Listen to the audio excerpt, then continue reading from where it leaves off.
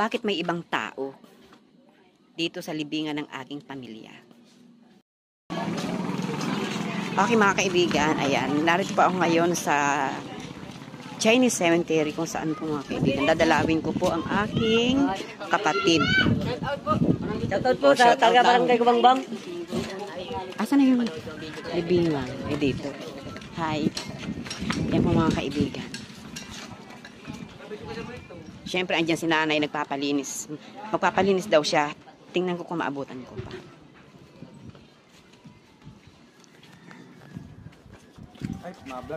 Hi.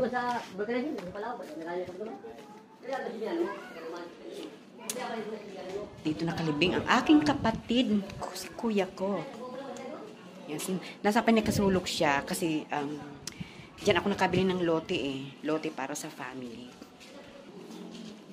Hi. Hello.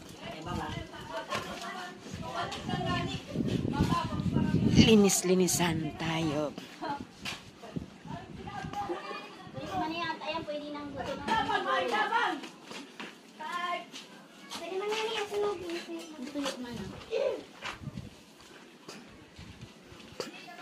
Ayan si nanay.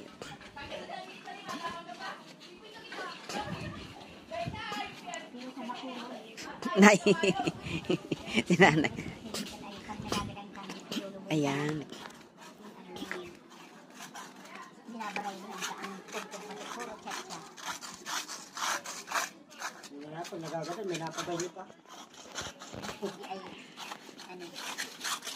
Ayan po. Ito po yung libingan namin. Ayan dyan. Dyan. Hello Arnold. Diyos ko, parang mamahalin ah. Ito po yung nabili kong lote. Ito. Yan. Mula dito hanggang dyan. Yan.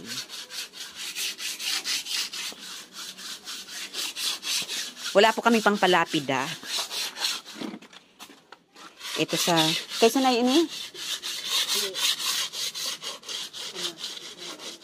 Kay Ate Diying, ano?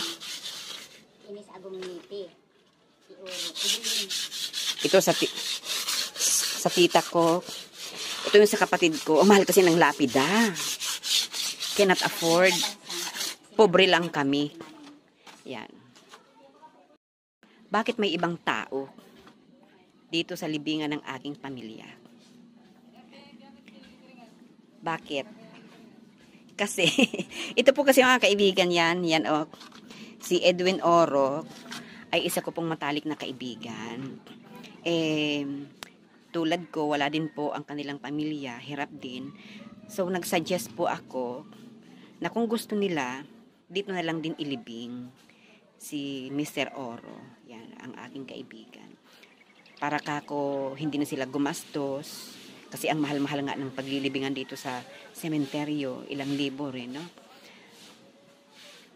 Yun, sa madaling salita, nagpayag din naman sila na dito na lang ilibing. Kaya merong ibang taong nakalibing dito.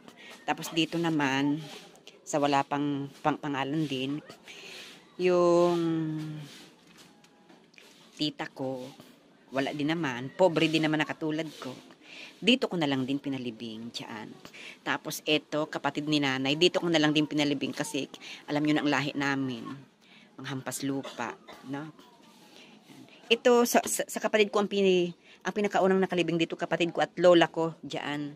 Walang pangalan kasi ang mahal ng ng lapida. Tapos dito naman po, sa right side, nakatabi ng kapatid at lola ko, asawa ng tita ko, diyan ko na rin lang din pinalibing. Kasi, syempre, alam nyo na, pobre din na katulad ko. mga hampas lupa pare-pareho. Kaya, merong mga ibang tao nang nakalibing dito. Yan. Pero ito si Sir Oro talagang, ang bait-bait naman niya. Talagang super best friend. Naalala ko noon kapag nung buhay pa siya at wala akong pera. Binibigyan niya ako ng pera. Kasi sa totoo lang, mas mahirap ako kesa sa kanya.